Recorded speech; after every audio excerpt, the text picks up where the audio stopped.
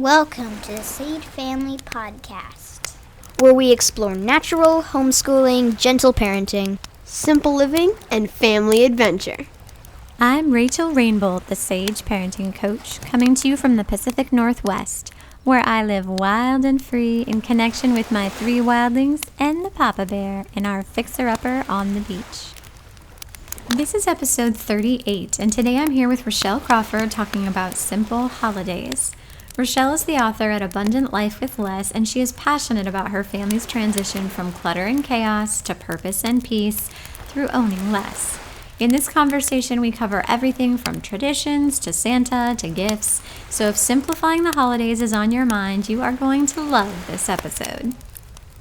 So join us around the campfire and let's get living the family life of our dreams.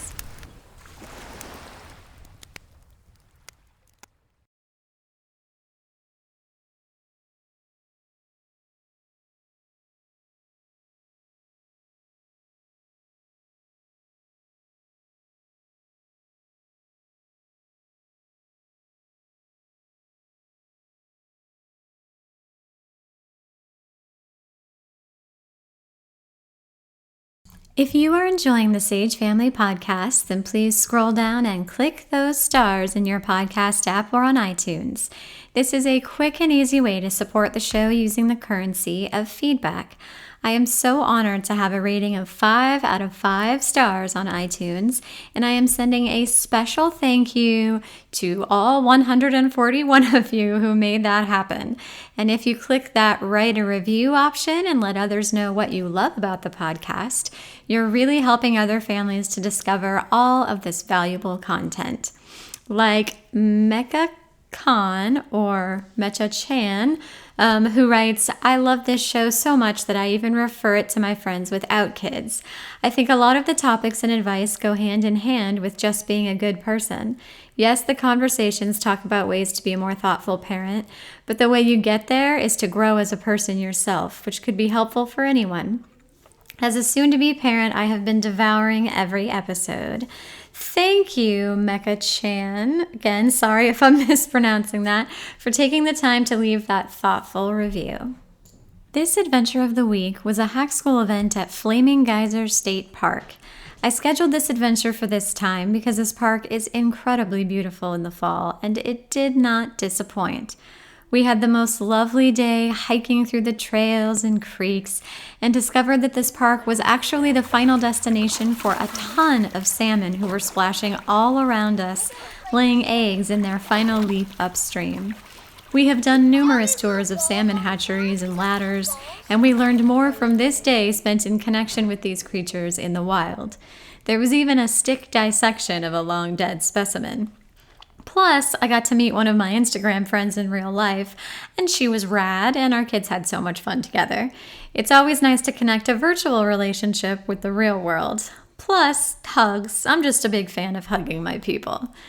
If you want to see photos and videos of this adventure and many others, then head on over to Sage Parenting on Instagram and follow along. So today we're going to talk about simple holidays, and I invited my friend Rachelle to come on. I've been following her on Instagram for a while and reading her blog where she has a bunch of great blog posts on this topic. So I'm really excited to share a conversation with her today about the holidays, right as we are on the dawn of the holiday season. Welcome, Rachelle. Why don't you share your story with us? Hi, thank you so much for having me. I'm so excited to be here. So a little bit about me. My name is Rachelle. I've been married for 15 years to my high school sweetheart. We have 3 kids, Jameson, who is 9, Reagan is 7, and Amelia is 4. I'm also a registered nurse. I worked as a labor and delivery nurse for 11 years. And then after Amelia was born, I decided to stay home full time. So I've been home writing at my blog, Abundant Life with Less. I write about minimalism and simple living and slowing down and just about our transition into minimalism, which the fact that I'm writing about this is like totally ironic because I have lived most of my life totally cluttered. As a child, I collected everything. I could never keep a room clean to save my life. Like if it was just kind of all piled along the edges of the walls, like my parents were like, that's good enough. We'll call it good. And then as I grew into adulthood and became a wife and a mother, it never got any better magically. Go figure. It just seemed to get worse. I always tried to maintain my home, and I really strived to be one of those moms who could meal plan and keep things, orderly and time block and perfect my time management skills. But it just never seemed to happen. I think I worked as I had each of my kids. I started working less and less, like from part-time or full-time to part-time to per diem, and then eventually staying home. And I think deep down, I was kind of hoping like every step back from work would give me the opportunity to manage my home better. But it never seemed to work that way. So I kind of chalked it up to like, well, I'm just really bad at keeping my home tidy, but I'm a really great mom.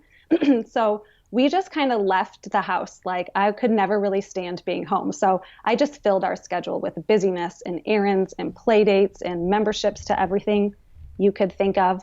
But eventually it all just caught up to me, and I started feeling suffocated all the time, just really stressed, on edge. I just started to feel like what I referred to as like this irrational dissatisfaction with my life, because I loved my husband, my kids were healthy. Like there's really no reason to feel this stressed out and anxious all the time and just dissatisfied. Like, what is this the point of everything that I'm working for? Like wake up, manage my home, go to sleep, wake up, do it all over again. And it just felt like I never got ahead. So then I met minimalism and I went to a church mom group where we talked about different topics every week. And this week it was on healthy meal planning. And this woman just for some reason took a turn and started talking about her family's move across the country. They went from Hawaii to Michigan. And she said, well, the packing wasn't really that difficult because we're minimalists. So we didn't have that much stuff to begin with. And I didn't hear anything else she said the whole meeting. I was like, are you kidding me? Because she had 5 kids. I had 3. And for some reason, she's able to live with less stuff. And I just started realizing in that moment, like, oh, I think my stuff is my problem. Like I could keep this orderly, and I could like not spend my whole day putting my house back together over and over again and actually live my life. Maybe I could just get rid of everything. So I called my husband from the car and I was like, we're becoming minimalists. And he's like, you're crazy lady, but let's talk about it later. But I went home that day and just ruthlessly decluttered my closet, like in a matter of a couple hours, probably 60%, just piles everywhere. And we've been simplifying ever since. And my husband got on board pretty quickly. He was skeptical at first, but so ever since then we've been simplifying. And that's why I started this blog, really is because of the irony. My family was like, you're not a minimalist. Have you looked around your house? You can't do minimalism. But I just wanted to share our journey and like the before and after photos and what we were learning along the way. And I kind of just fell in love with it.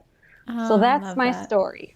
I love that. And your kids' names are like classic Americana and they're adorable. And Thank you. I love that story and I love that journey. And I know that so many people can relate. So I love it.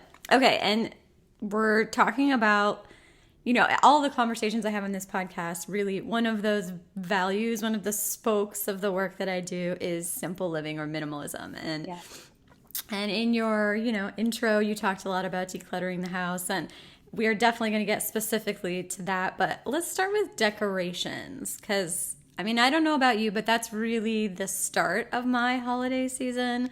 So what advice do you have for decorating your home for the holidays with simplicity in mind? I would say, start to investigate your own style, because I think for quite a few years, I thought I needed all of the Christmas stuff. And I have friends who are just like master Christmas decorators. Like you walk in and it's just beautiful. And then I'd walk into mine and I'm like, what is wrong? Like this all looks like it doesn't go together. And it's not because, I'm not great. It is because I'm not great at it, but also it's because I don't care. I don't like it. It's not my thing. I kind of like simple. And so I feel like give yourself permission to do Christmas simply if you want. And I think putting a giant tree in your living room is decoration enough. And if you just want a few things out, for me, less is more. And I am a better version of myself when my house isn't just overflowing with random Christmas stuff. So I think simple is a totally appropriate way to do Christmas. I agree. I used to totally be that person who just had this like exploded as much as I could mishmash of Christmassy decorations that would go up, many of them gifts from people, and because I loved Christmas, and so that meant you like cram as much Christmas crap in your house as you possibly can. And then I would feel super overwhelmed in my house, and I would be like sick of the holidays and itching for them to be over. Yes. Can't get it out of there fast enough. The kids would like open the presents and I'm like boxing up the ornaments. Shut it down. This is over. Yes, like desperate for all the stuff to go away. So obviously, we've done a full 360 since then, but I do have some advice for families out there trying to figure out like how, where to start. Consumables are wonderful. So decorating with food, with nature, with artwork. Nature is a wonderful component to bring in for decorating. So you gather sticks to make a star that you drape with twinkle lights and surround with evergreen sprigs and pine cones and cinnamon sticks, plus like one heirloom item. I mean, really, that's like a formula for success for me. It's like nature plus twinkle lights plus heirloom. That's pure. Such a good idea. My kids are always bringing random stuff in from outdoors anyway. So if I could hang some twinkle lights on it, it's perfect. Yeah. Yes, I mean, it's pure holiday magic. Like we'll go on a nature hike and I'm like, okay, we need like sticks that would be perfect for the stars. I mean, they love gathering sticks. Oh, such a good idea. Yeah, you just tie them like the corners with twine and then like twinkle lights and boom, magic. And then also like you're storing so much less stuff when you're decorating with nature and with consumables and your kids' artwork. And I mean, you're not having box after box after box that you're storing in your garage or a closet. It feels really good and it feels like healthy in the space. I mean, when you bring in nature, research even supports that like people feel less stressed when there's nature in their environment. Like, so it just feels like healthy and good across the board. And it's also like a lot more seasonal. I mean, if you're smelling like the sprigs and the cinnamon, and a lot of people decorate with like oranges, and it feels so good. The Cozy Minimalist book, the Nester, I think is her like handle. Yep. She recommends decorating in 3 spots, which is a boundary that has been really helpful for me in reducing that sense of overwhelm. Because I didn't even realize, like even as I had moved through all of my minimalist efforts with the holidays and I had less stuff, having stuff in a lot of different places was overwhelming to me, which I didn't really realize until I tried her suggestion and found it to be brilliant. It's like a boundary, it's a containment. So you pick like 3 spots in your house and just put decorations in those 3 spots. So for me, it's the tree, and we have these wall shelves where I put like the stockings and nature. And then we have this one spot in our kitchen where I drape a garland, and I just swap out that garland depending on the season. Like we have an autumn garland and a winter garland. So I just have like those 3 spots inside my home where my eyes will land on holiday decor. That's such a good idea. Yeah, right. And then a slow up and down. Like, so as opposed to doing it all in one day, which I have to admit is totally my personality. I used to pride myself, like every time we moved, I would have every box unpacked the day we moved. Like I literally wouldn't sleep until all of the boxes were unpacked. It was mayhem. So this has probably been the most challenging part of it for me, is the slow up and slow down. And it's such a good exercise in like that general concept of slowing down your life. Oh yeah, definitely. We totally just open the boxes and go crazy and stick it all up. But I do feel like I'm putting it back up like multiple times. Our ornaments, our tree is kind of like wonky and it's like tilted, and it's a fake tree. So we do have to store that. And it's been a whole thing because I want a real tree and my husband wants a fake tree. So we won't go into that tonight. He won, and it'll be here for a while until eventually he can't get it to go up and the lights to all go together. It takes some time, but I feel like the ornaments are always falling off and I'm putting them back up. So I've always had a ribbon around my tree too, just trying to make it that, picture perfect tree, but then the ribbon gets pulled off. So I'm eliminating the ribbon this year. Nice. But yeah, we put it all up in one big day. I don't know that I could get my husband on board with putting it up in waves, but if I do some nature stuff and I'm doing that on my own with the kids, I think they could really get on board with that. I think that's a great idea. Yeah, yeah. And even like the outside stuff, like we have like two main Christmas boxes. One is outside lights because we have a lot of lights. And one thing that we do every year that kind of helps to keep it feel less heavy and like obligation based is we try to do something different with the lights, the exterior lights every year. So like one year we might put them around the roof of the house, but then the next year we might pick like one tree in the front yard and make that tree like a Christmas tree for the neighborhood and put all the lights on that one tree, or we might like line the driveway, or so we try to like challenge ourselves with a little bit of creativity to do something different every year, and we find that to be like helpful too, from keeping everything from being so heavy. Yeah, that's a really good idea. We've always put our stuff up the weekend before Thanksgiving. And I started to realize last year, like, I want this stuff gone way before Christmas because it's just too much. So I'm waiting this year. We're going to go the weekend after Thanksgiving, which will give us 2 less weeks since Thanksgiving is so late this year. So it will only be up for a month. So I think that that will be a good boundary for me, and we'll see. And Nice. maybe it'll feel like it's not up long enough, but next year we'll be able to adjust and just kind of trial and error, right? Yes, like you make those small adjustments and you feel out what works. We put up the outside lights right after Thanksgiving. Like the day after Thanksgiving is usually when we start the outside stuff, but then we don't start the inside stuff until the start of December. Because we find that the outside stuff doesn't really overwhelm us, but the inside stuff can be overwhelming. So we, like you said, it's just sort of like making tweaks and keep adjusting as you go.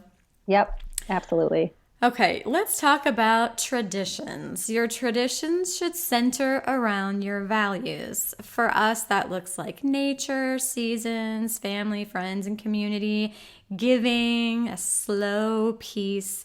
And for many of you, that might include spirituality or ethnicity. The fabric of our family culture is woven with a diverse origin of strands, but they all complement each other and wrap us in a sense of warmth. And I want to empower all of you to be conscious of which inherited strands you keep and which inspired strands you add. We do nothing out of obligation or fear of perceived judgment. Bring that minimalism piece that you worked through your belongings into your tradition. So don't keep anything because you think you're supposed to or because your great-great-grandmother left it to you. Is it a good fit for you in this season of life? Does it add to your peace and joy? So Rachelle, what are some traditions you have said no to, and what are some traditions you have said yes to? Some traditions we've said no to, like our city our city has like a big tree lighting ceremony, and like thousands of people are at this thing. And for us, it's just been a hard pass. Like it's too much. I've never heard like amazing stories. Everybody's just exhausted when they get home. So it's something we've not added in. And I'd say other things like that as well. Any community Christmas, Santa stuff, I don't feel the obligation to get my kids to multiple holiday events throughout the city. For us, traditions that we say yes to are family-oriented, closeness, just kind of that cozy Christmas feeling.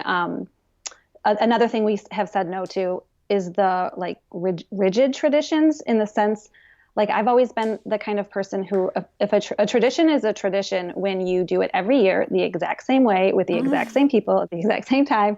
And to me, if it didn't go that way, like it was an absolute failure. I don't know why, but my brain just kind of needed things to be exactly the same way. And so over the last few years, I've really just started loosening my grip on the way a tradition looks. And so I would say the things I'm saying no to now are making sure everything is the exact same way and just embracing the closeness. Some of the things we always say yes to is a tradition of generosity, hopefully throughout the year, but especially during the holidays. There's some things that we've always done or always try to do with a few of them, including like our church has a like a Love Lansing. Lansing is the city I'm from, where we go into the community and do some service during a specific day in December. We make candy for our neighbors. Again, that's something that I started a few years ago, and I had to have like 15 different kinds of candies, and everybody got a huge bag. And since minimalism and slowing down and realizing not everything has to be the exact same way, it's maybe 2, 3 at the most, and just smaller boxes and lower expectations for when we get it to them, and everything like that. But we really focus on generosity and family time during the holidays, and all the big experiences kind of come second. I love all of that. All of those ideas, all of those things. Yes. When I was growing up, we spent every Christmas Eve with the large extended family, and it was a treasured tradition for me growing up. And then when I had my own children and my beloved grandmother passed on the hosting, it started to feel uncomfortable. Like it was no longer a good fit. Like we didn't walk away from it feeling like renewed. Right. So I acknowledged and expressed gratitude for all this tradition gave me and declined participation moving forward, which definitely made waves. But when you're living in alignment with your values, you have the clarity and confidence to withstand those waves. Absolutely. And one tradition we added years ago is that every year we make a huge Thanksgiving dinner, like double the food we need. And after eating, we plate meals, cover them in tinfoil, and drive around delivering Thanksgiving dinners to people living on the street. And it's so good. Yeah, it's a tradition that my children treasure. They truly look forward to it all year long. And I mean, the look on a cold, hungry person's face when a child hands them like a stuffed hot plate of home-cooked Thanksgiving dinner, it makes me teary. Like that's so good. Yes. It's an incredible experience. And yes, I know like some people might be rolling their eyes. We're not curing world hunger, but maybe one of my kids will because they have had this experience.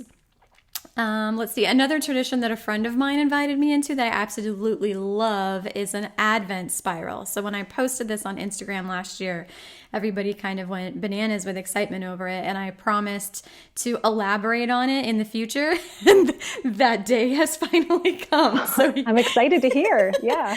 She creates a big spiral out of evergreen sprigs with a lit candle in the center. And after reading a story, everyone takes a turn, oldest to youngest, walking into the spiral while thinking of something they want to release from the previous year, lighting their individual candle in the center, and walking out of the spiral thinking on something they want to invite in for the new year. And then they place their candle somewhere along the spiral as they move through it.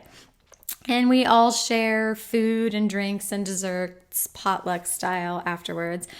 Or before. It really speaks to all those values that I talked about earlier. So It's like this beautiful tradition. I think it may come from like the Waldorf world. They have some rad traditions and rituals that if people are looking to incorporate some new ones, you can look in the Waldorf world for some inspiration. And food, like we make peanut butter balls every December and it's just the best. We go to a local family owned and operated Christmas tree farm to get our Christmas tree every year. That's sort of become this tradition. Once we moved in San Diego, we had a fake tree, but then once we moved to the Pacific Northwest, it's like we're in the middle of the forest and there are farms everywhere.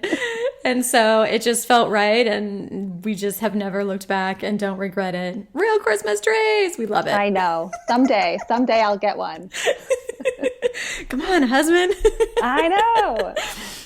Okay, so let's, speaking of traditions, everyone has asked me to speak to the Santa story. So if you're listening in the car with little ones in the backseat, maybe pause and come back when you're wearing earbuds. So how do you handle Santa in your family, Rachelle? Okay, so we chose pretty early on in our parenthood to just be honest with our kids. Before we had kids, we were like, definitely going to do Santa. You're crazy if you don't do Santa.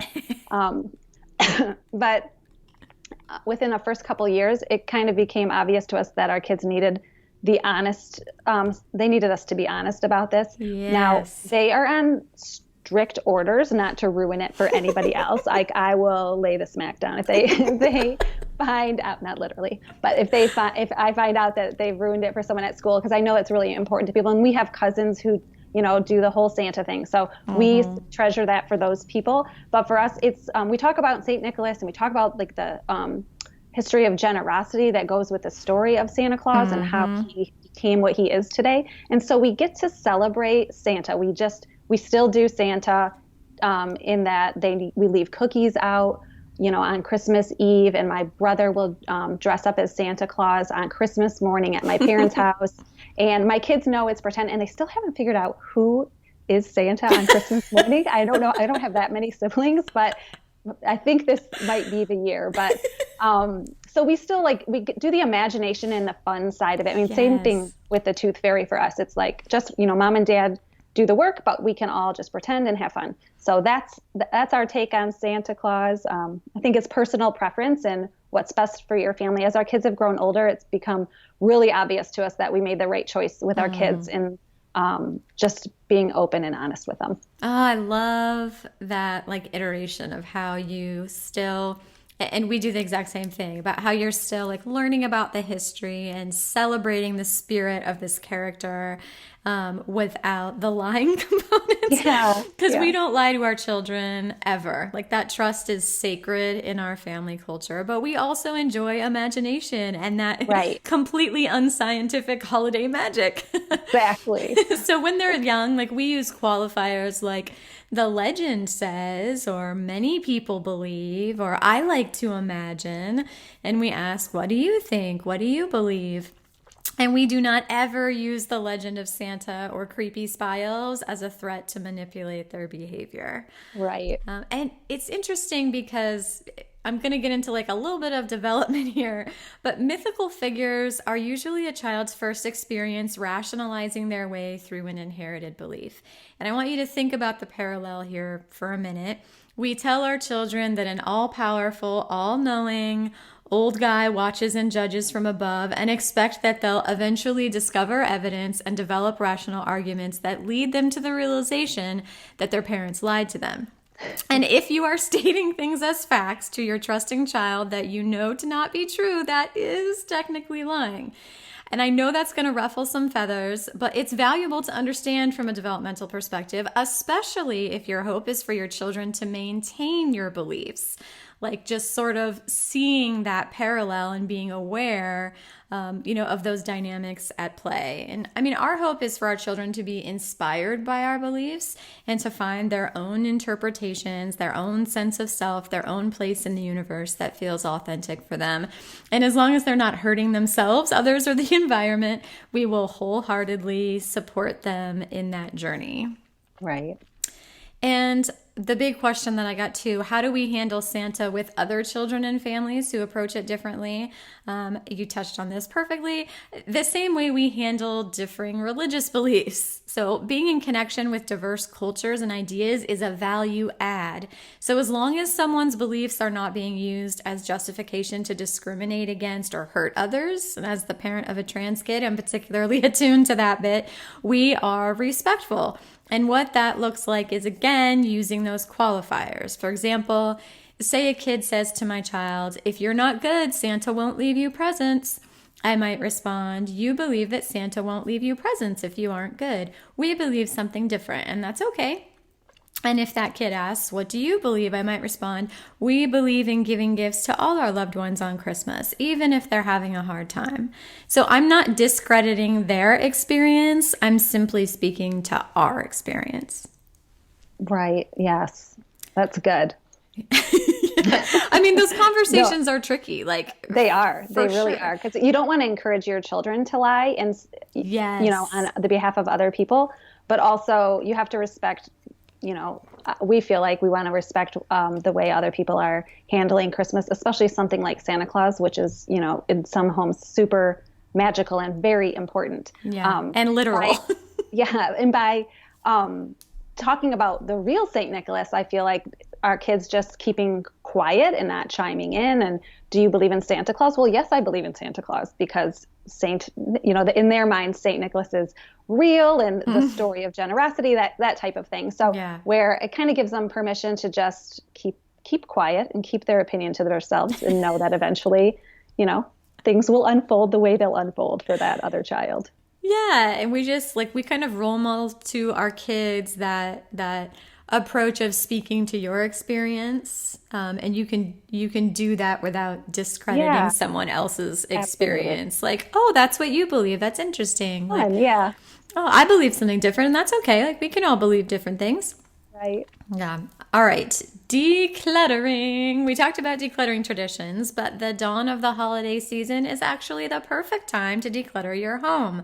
You encourage families to use the holidays as a tool to jumpstart decluttering with kids, encouraging them to donate what they are done with and make space for new items. And I could not agree more. So walk us through what that can look like.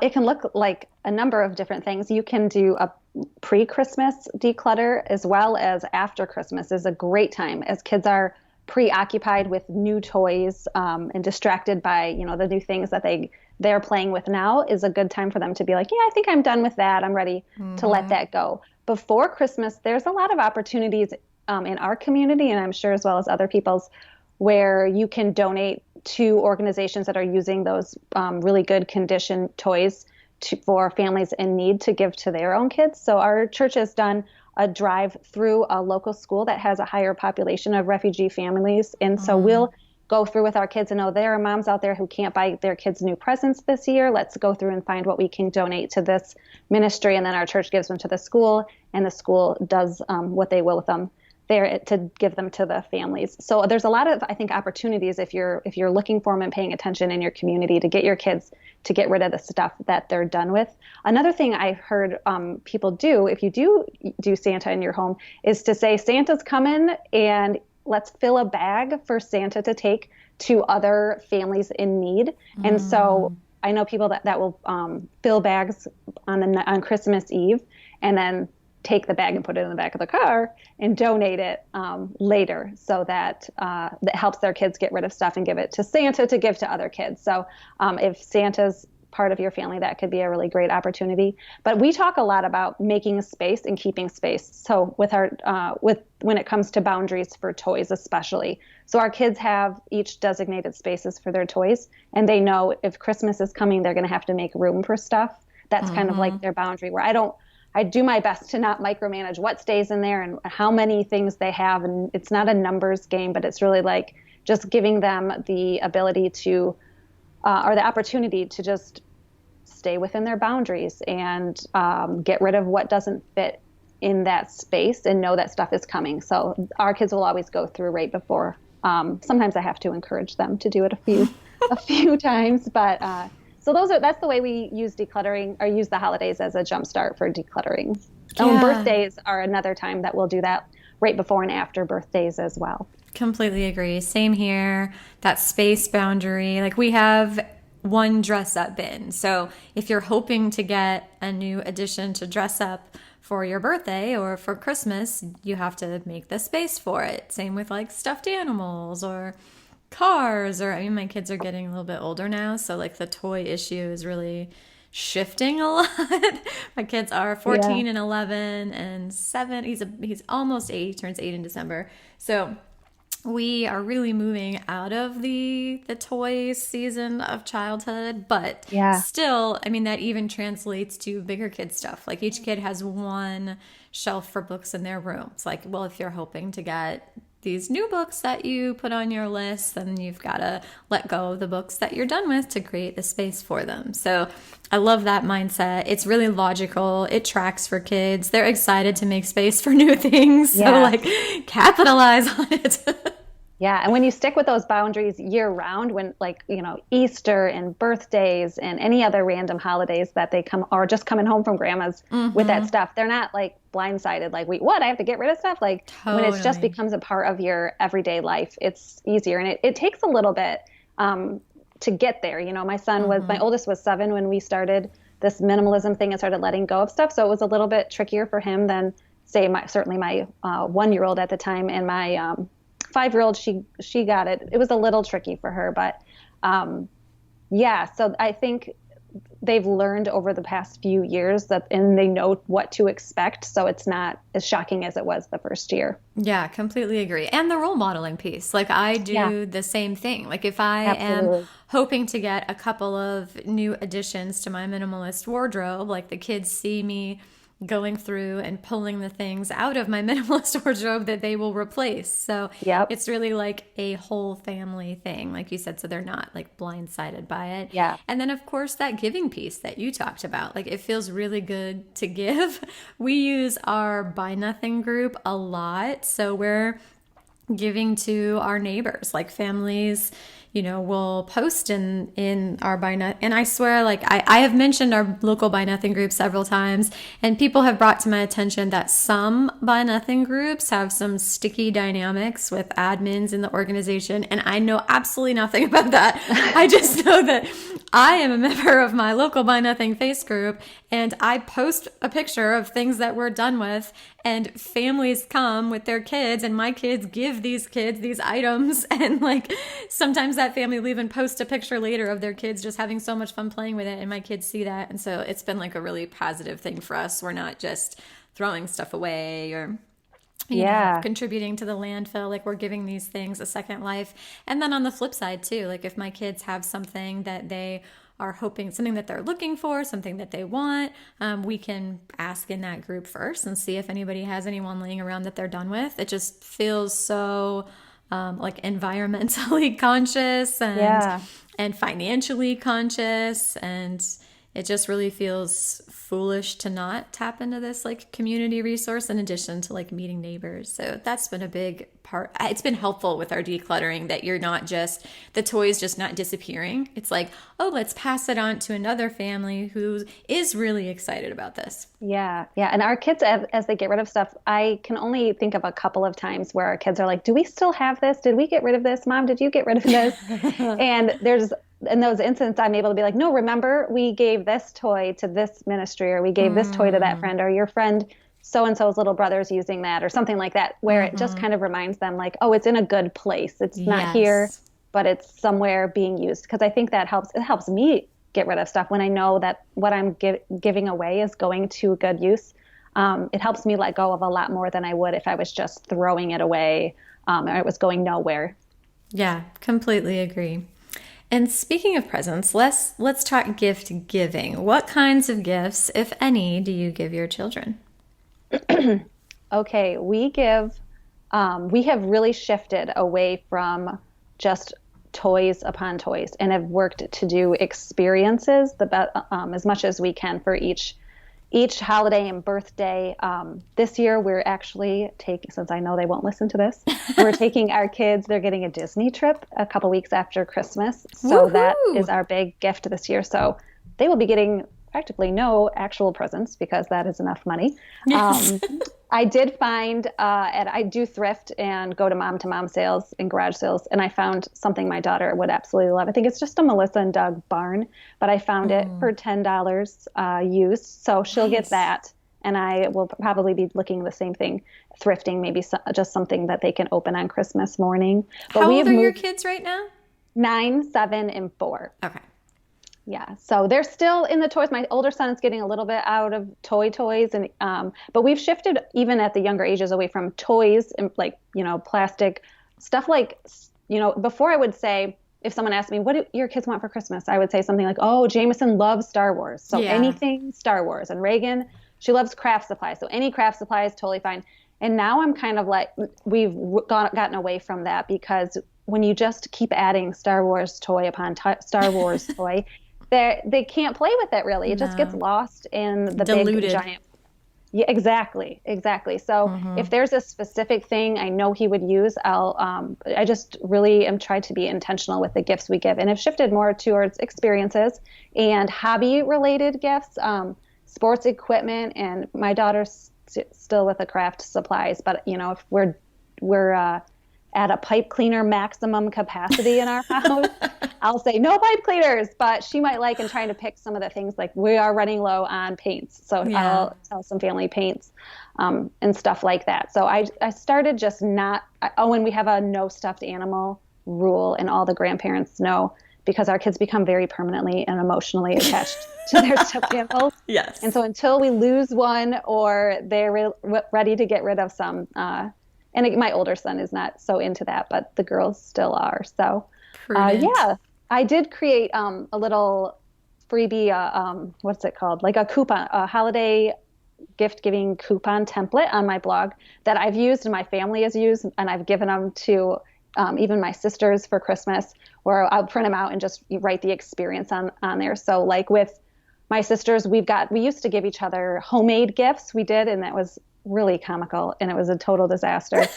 Some of us, my sister-in-law is an art teacher, so everything she makes is absolutely beautiful. But the rest of us, it was just it's a hot mess. It was a hot mess, a waste of time, and it was funny at first. But I was like, okay, this is not worth the work. So we started doing an experience, and we'll probably do like a comedy show or a trip up north or something like that all together, and not buy each other's stuff this year. I love that. Love those experience gifts. We have a gift list that I think I talked about in the minimalism episode of this podcast with Danae. That was episode 14. But throughout the year, when my kids express a desire for things, we offer to add it to their gift list or invite them to add it to their gift list if they're older. And for me, it's just like a note on my phone that says gift. That's the title of it. And then I have each person's name. And the gift list is one of my favorite parenting tools because it's how we find the yes for so many of their material asks. And before each birthday or gift giving holiday, we go over the list with them and invite them to remove anything that they're no longer interested in. And that waiting period really eliminates that like initial boost you get from an impulse buy. So we find it so valuable. And before you all ask, yes, my husband and I do this as well. I will tell him or email him ideas of things I want but don't need with the subject line gift list. And he does the same. So we kind of always have this running list. So when my kids are like, oh, I want that, I'll say, oh, do you want me to add it to your gift list? And then throughout the year, we're sort of gathering things and pruning things. And the kids sometimes just out of the blue will be like, remember when I said I wanted that? I'm not really into that anymore. That like waiting period for purchases is so freaking valuable, which in the world of minimalism, we talk about a lot. Like personally, I have like my Amazon cart, and I do not purchase anything on Amazon that isn't like an urgent thing, like the printer's out of ink and I'm trying to print some legal document, like other than something like that. For anything that's like a want, it has to stay in my cart for a week before I will click purchase. And it's so valuable. Yeah, that's so good. Yeah, I like that idea of having your kids keep a list, because I do find sometimes as it gets closer to Christmas, I'm like, I got to give these grandparents something. And so you start, trying to think and rack your, my husband's really good at coming up with gift ideas. So I kind of rely heavily on him, but doing that throughout the year lets them really think about it. Cause there's a few things my son has gotten into and thought we were going to get right away. And it's like, no. And then a month goes by and he's like, good thing we didn't buy those because nobody else in my class is using that anymore. And so I like the idea of keeping a list that they can, have input in and take stuff out. That's a good idea. Yeah. And then once they're old enough to like be writing their own list, or in our family, it's basically like once they get a phone, then they create a note of their gift list. And it's really interesting to see how they really curate it kind of in the same spirit that we had done for them. Like they'll have, some strong desire for something, and they like, instead of coming to us, like they'll just add it to their list, and then they'll remove things from their list and really just kind of curate it and then share it with us, like when some gift-giving holiday is on the horizon.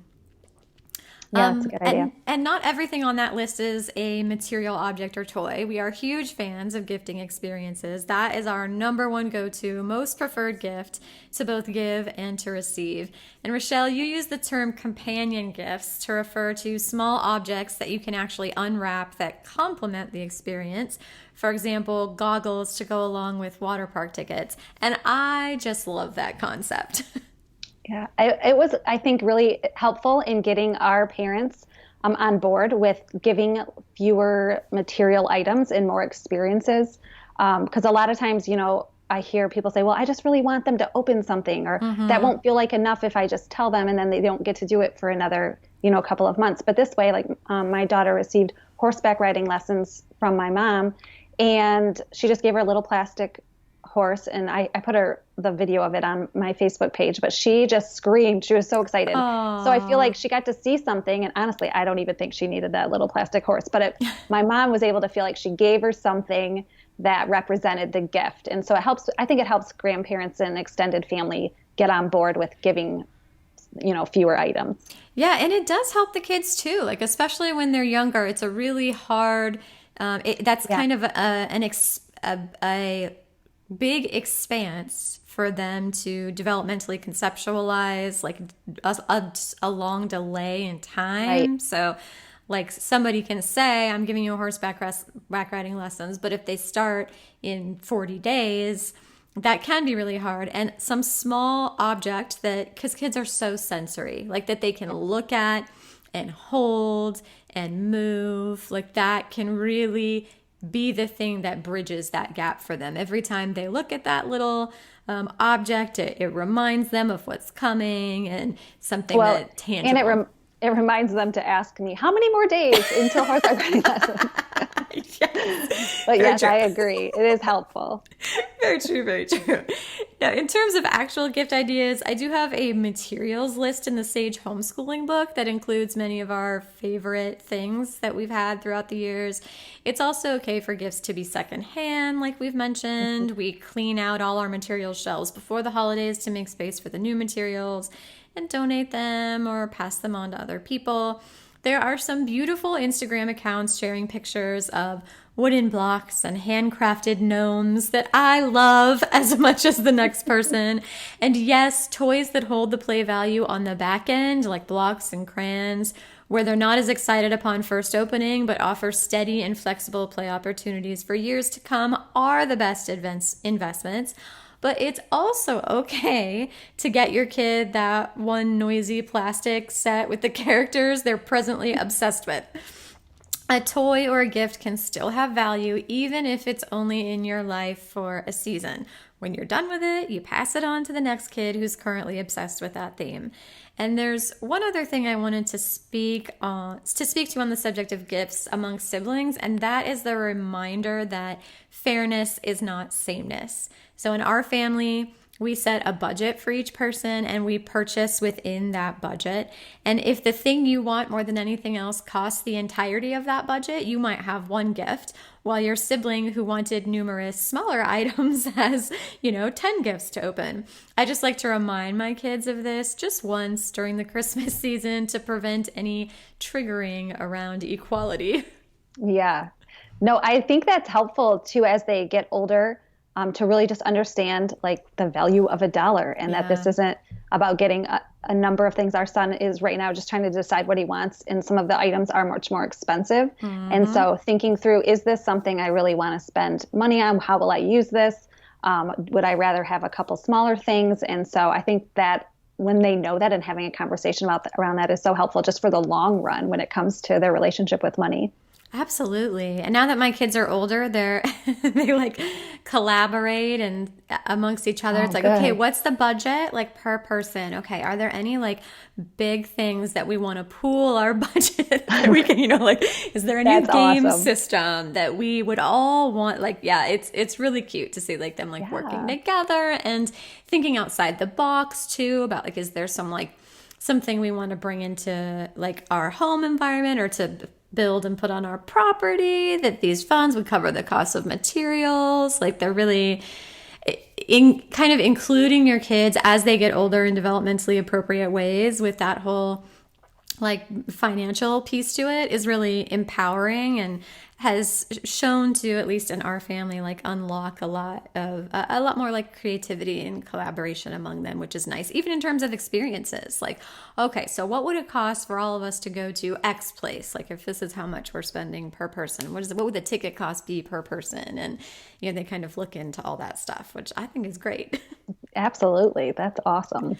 Have you heard the 4 gifts rhyme? Like something you want, something you need, something to wear, something to read. It's so cute, and I dig it in theory. But when my kids have something they need, I provide it. Yeah. And if they need a clothing item, like I get it, especially because we have minimalist wardrobes. Like if they have 2 pairs of jeans and one of them, and they outgrow them, like I have to replace them or they're walking around in their underwear. You can't wait till Christmas. And with the books, like we use our library so much. I'm like, I'm not promising a book every year because I can just get it at the library rather than buy the whole series. We do that a lot with books. So books are unlimited and on demand in our house. Like they all have the Libby library app through which they check out all the ebooks and audiobooks they want, and we go to the library, and I just buy them a book if they want to read something that is truly not accessible through the library system, and then it filters down through the siblings until we pass it on to another family, or we put it like in our local book box. So it might work really well, like maybe if your kids are little. I did used to wrap like a clothing item in a book when they were younger, because it was more about like just giving them something to unwrap, like a few things. But this rule of thumb doesn't really work for us. But it's cute though. So if it works for people out there listening, awesome. Yeah, definitely. I know people in our my friends that have done it, and it works well for them. But yeah, I don't know. I don't think I could just stay with that. It would start to stress me out and become like, no, I need to find something to ... And it's like, I'd rather just give and really be intentional with the gifts that we choose for our kids rather than try and fit it into some kind of rhyming parameter. So. A general rule of thumb in parenting. Well, yeah, it's true, because I feel like you'd be trying to just like fill those boxes when you don't really need those things. Exactly. And we're trying to get away from that. Yes. Okay, and lastly, we really don't participate in gift exchanges with very many people. Like, we opt out. I send like via text each member of my sister's family an Amazon gift card. That's what they get for their birthday. That's what they get for the holidays, and they love it. It's like money that they can use to put towards stuff that they actually want. And we gifted my parents with experiences, but that's really it. Like, we're so intentional about who and what we invest our precious time and energy and resources into. So again, we do nothing out of obligation. Who do you exchange gifts with around the holidays? I don't believe we exchange gifts like physical. I'm trying to think. Like when we'll get together, sometimes I'll make like a basket of like wines and cheeses for aunts, always consumable gifts. But with family, it's really been over the last 4 to 5 years. It's kind of evolved more and more into experiences. So we'll exchange gifts with our parents. And even that is turned into almost all experiences. They like to get us stuff, so we'll try and come up with something that we really need, and they do a wonderful job of, just blessing us with something that we really need rather than trying to, find the perfect gift, especially because we've been doing this minimalist thing for a while, so they know that stuff doesn't stick around very long if it's not something that we need or really want. So my sisters and I, we've gotten away from gifts, and my brother and my husband, they have what they call a Grinch agreement where they will never, ever get each other a gift for any purpose ever. So it's been years since they've given each other gifts. So I love it. I love the experiences together. And I've heard like some critics of that say like, well, I don't want to spend time with these people. Like, I just want to buy them something and be done with it. But if you don't care enough about me to actually want to spend time with me, then like you shouldn't be buying me a gift. Yes. No, I do think there is like, if that's the case, and I'm sure that's the case in a lot of homes, that I would say consumables. That's when I have to get somebody something, or I feel I'm trying to like teacher gifts and stuff like that. I try and do gift cards or consumables. Oh, and I do have a couple friends. We exchange gifts, but it's always been like, I've done consumables or books. Those are some other gifts I'll try and give. A book I know that would prick their heart. So. Yeah, that's sweet. I have 2 friends who I'm thinking of who are like wonderful, amazing, like handicraft mavens, and they like their gift giving, like it doesn't involve a lot of money, but it's like super thoughtful, and they are aware that like that is not my love language. So sometimes like they will give me like a really thoughtful gift based on something I'm going through or whatnot. And I just try to be really conscious of like adding to the relationship in other ways that play to my strengths, like inviting their kids to join us for some experience that the parent can't make it to, things like that. So like keep that in mind too, like, that fairness is not sameness thing can apply to adults as well. Yeah, I don't think you have to, if somebody shows up and gives you a gift and you weren't expecting, I don't think there's this need to just run out and, I gotta find something for this person. But just, I would pause and wait and look for an opportunity, like you said, that I could bless them within my skill set. And maybe that is a gift, or maybe that's a freezer meal or something I pick up and bring over that I know that they would love. Oh, completely agree. Okay, let's talk about how we handle like other people. We touched on this when we talked about traditions, and now I want to really dive in. Since we've been going over gifts, let's start there. My family used to buy my kids lots of presents until I started telling them, like well before any gift buying would occur, what experience, pass, or membership each kid would love from them. And that was a game changer for us in the best way. And after they got the hang of it, like my mom would say, hey, can I take so-and-so to the Disney on Ice show for their gift? Like it's a mindset shift for sure. But once they start to experience the value of it, they totally get it. Buying a grandkid a pass to a local museum that you can visit together throughout the whole year is so much better than some toy on sale at a department store that is quickly forgotten. And ultimately, after clearly communicating an expectation, you can accept gifts given and then just let go of anything you don't want to keep.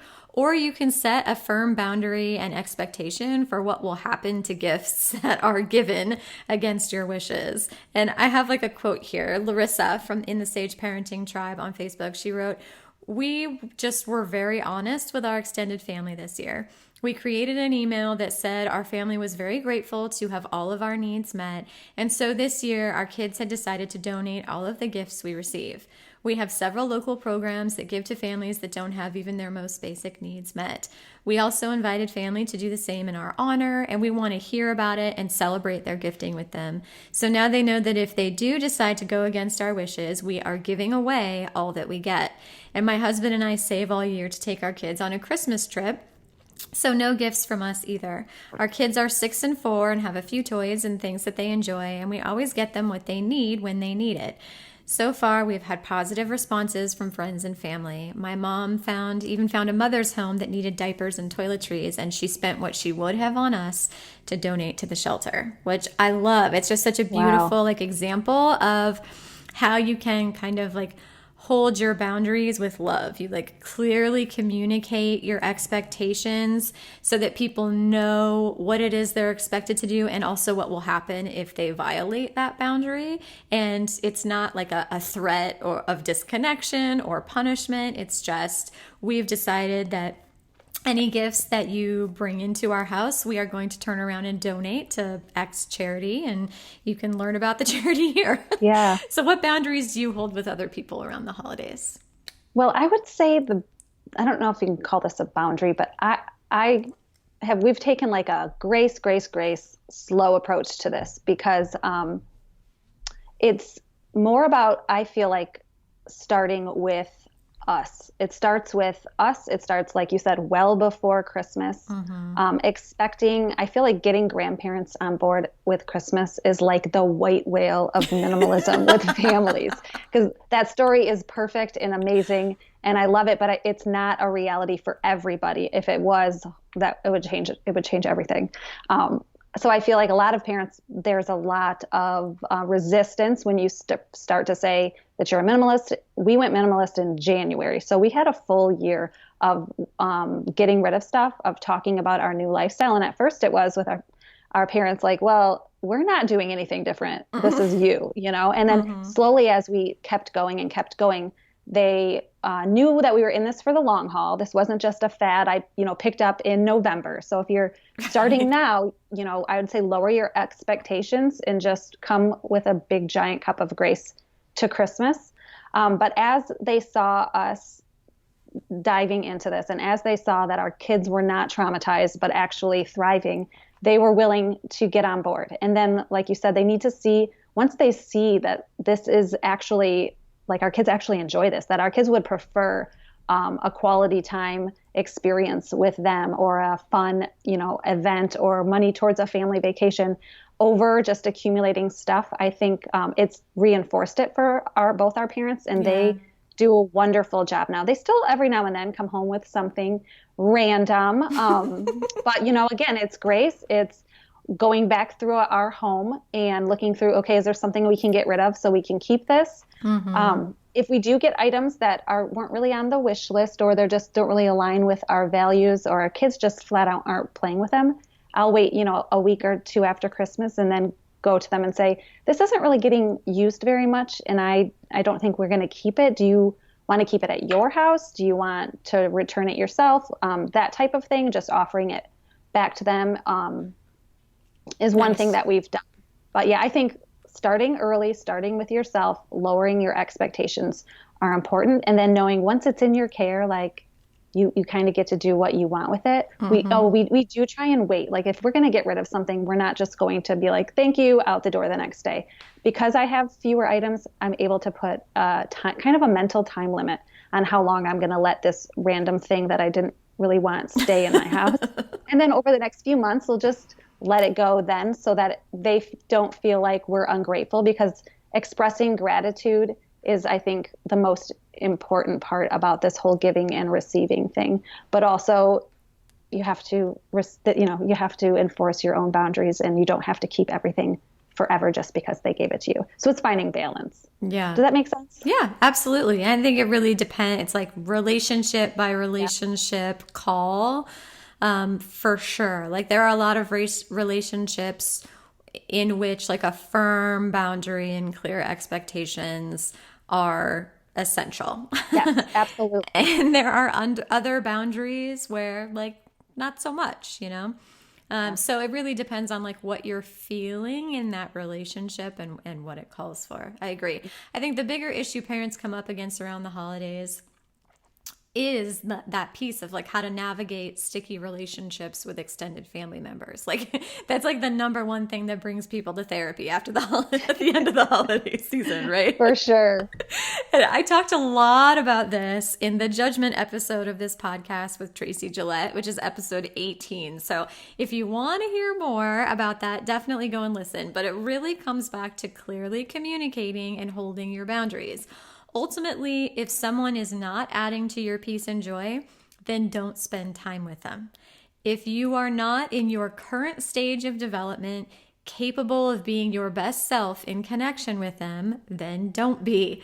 The key question for me is, does accepting this person exactly as they are today, not who I hope they could be, violate my boundaries for how I will allow myself and my children to be treated? Like, I really want people to let that question sink in. Does accepting this person exactly as they are today, not who I hope they could be, violate my boundaries for how I will allow myself and my children to be treated? That doesn't mean that you need a total relational cutoff with every person in your family who you don't perceive to be as evolved as you are. It doesn't have to be so black and white. But if you cannot be under the same roof as these people for a month without having those essential boundaries for how you'll allow yourself and your children to be treated violated, then don't go stay with your in-laws for a month states away. Just no thanks, but no thanks. Like, that's okay to decline and to say no to things that are not in alignment with your intentions for this season and for your personal development and for your family culture. Like, it's okay. I would agree. Yeah, this is like official permission. Like, I'm giving you all a permission slip. So if like a weekend is what you feel comfortable with, then go for a weekend. If it's a meal, then share the meal. I just want everybody to be empowered that like boundaries are good, and to just get really in touch with what they need their boundaries to be. Yeah, that's good. My husband and I have started doing this thing because we don't go stay with anybody for a long period of time. Our family is all close to us. But with family events to really any events all year long, we do this thing at kind of an upfront contract, we call it, with how long we're going to stay and when we're going to leave. So that, because sometimes I'll get like, totally engrossed in a conversation and he's over there like, I can't people anymore. He's very introverted. So knowing that we have a contract keeps us both focused on the time. And so we don't push it and then come home totally drained, even more than we most likely already are. So that's one tool that has helped us get on the same page, because you don't always agree with how long you want to stay at each individual event. Yes, that's such a great example of putting those boundaries in place. I love that. Like, it doesn't even have to be confrontational. It doesn't even have to be negative. Just, hey, this is how long we can be in this experience and all walk away feeling good. So let's use that time wisely and be mindful about it and know that going in. I love that. So intentional. Yeah. And I think keeping margin in our whole December, it helps us go into events not totally exhausted already, so that we have more of a capacity to people and to do the things that might be tricky, as well as the things that fill us up.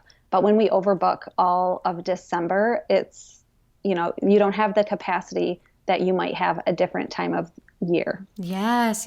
Like in the autoimmune world, they talk about spoons, which I really think applies to all humanity. But like, we only have so much energy, and not just physical energy, but like emotional energy and mental energy. And so if you know that like Thanksgiving dinner at your aunt's house is going to take up like half of your energy for the week, like cool. Strip that week down. So there is like nothing else taxing in that week. Say no to all the other invitations that week if that experience is really worthwhile for you, just to keep that like balance in mind. Yes, definitely. I love that. All right, let's move into our Q&A. So I posted in my Sage Parenting Tribe on Facebook and the Sage Family Patreon community that we were going to chat about simple holidays today, and asked if anyone had any questions about it. And I think we have covered all of the questions that everybody has asked except for two.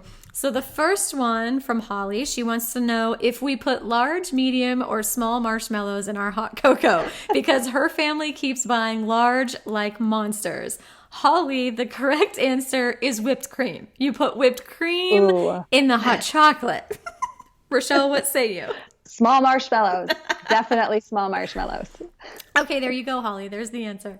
Then a couple people also asked about mailing holiday cards. So I'm gonna throw that one in there too. They asked if I send out holiday cards. No, I do not send out holiday cards. I used to back in the day before social media. My husband and I, this was like before I'm old, so we did have one kid before social media. And so I guess we did a little bit when we had the one, but we used to before social media. And I feel like greeting holiday cards, they really did play a role of like updating the people who cared about you, but who didn't get to see you on a regular basis on your life. A lot of people would send like the yearly newsletter or a card with a photo, so your Aunt Susan can see, pictures and how the kids have grown, and you kind of jot down a little update, and that's great. But now with social media, I really feel like everybody is updated on us, and they see our kids and they know what we're up to. And as somebody who tries to be really like eco-conscious and moving towards zero waste, it feels kind of wasteful to me.